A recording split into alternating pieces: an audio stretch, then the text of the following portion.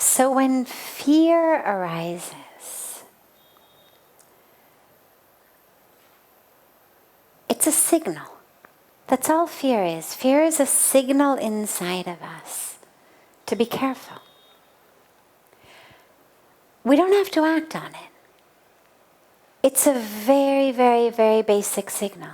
It's one of the most basics. I mean, if you go back through our evolutionary history, go back hundreds of millions of years ago,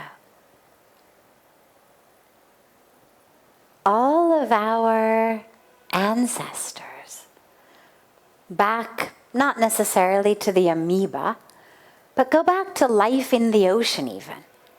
Even before we got on land, there was fear. All animals have a sense of fear. It's what actually keeps them alive. Now it's better developed in the higher developed animals. But that sense of fear, try to kill a mosquito as it flies around your room. What does it do? The moment it realizes you're trying to kill it, it flies away. Doesn't want to be killed. Try to kill an ant. The tiniest, tiniest little creatures have a sense of fear. It's just a very, very, very basic central nervous system response. We were talking the other night about sometimes it arises in response to a wild animal. Sometimes it arises in response to fear of being embarrassed, fear of humiliation, fear of failure. But fear itself is just an internal signal. Now this is where our intellect comes in. This is where our buddhi comes in. This is where our gyan comes in, our wisdom. This is where our vivek comes in, power of discrimination. And that's when we decide, okay, this is a fear that's worth listening to. I can't swim. They've invited me to go out on this boat ride.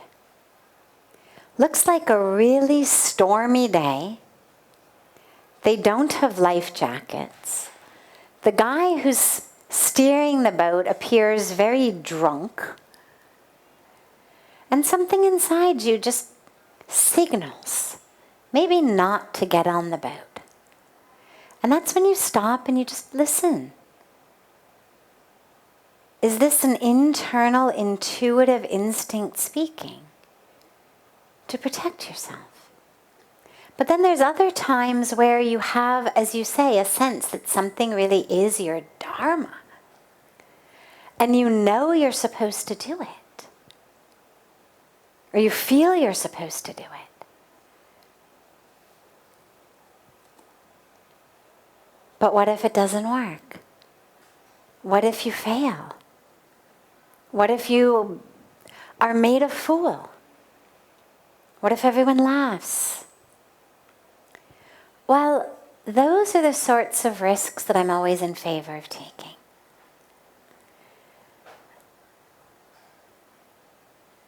No one ever said that fulfilling your Dharma was going to be easy. For me, I always go back to the Bhagavad Gita. It's this very precious, very short, 700 short verses of answers to literally every question that ever arises. And you think about the teachings in the Gita from Bhagwan Krishna to Arjun. Arjun was afraid. The Gita begins in the middle of the war of the Mahabharata. Arjun is saying essentially, the hair is standing up on end. I am so afraid. Literally, my hair is standing up on end. I don't want to do this.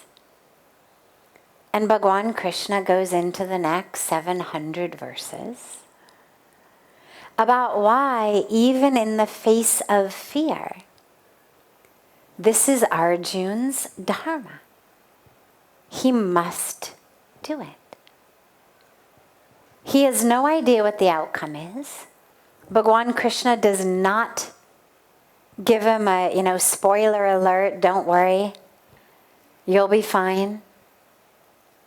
What he does instead is he helps him understand that, yeah, you might fail, you might die, you might lose everything, but ultimately to not fulfill your Dharma is the greatest loss of them all. And so when that fear arises, typically it's a fear we're supposed to either work through or simply create enough space in us that says, okay, I get it, you're here to stay. No affirmations, no anything I tell myself is going to make this fear go away. All right, you're here to stay. But so am I. So is my Dharma. So is my courage. So instead of working to necessarily try to push away the fear, just work on the other way. Build up your courage. The word courage comes from the same root as the French word cœur, which means heart. Courage is about being open-hearted. Open your heart to that flow of the divine through you, to that which you know you are supposed to be doing. And then do it. And if there are ways to do it that are more skillful than other ways, by all means choose them. Courage doesn't mean recklessness. Fearlessness and recklessness are two totally different things. A lot of times we think that to be fearless means that we should be reckless, be stupid, take all your money, invest it in one stock, jump off a rooftop while you chant a mantra about having wings and flying, right? That's not what courage means. Courage means my heart is open to the presence of the divine in me. And therefore, I move forward in my Dharma. Not knowing what's going to happen, but knowing that I will be okay. Because I am moving in my Dharma. And that's the only thing you can be assured of, is that at least at the end of the day, you don't find yourself having been very safe, but not having fulfilled your Dharma.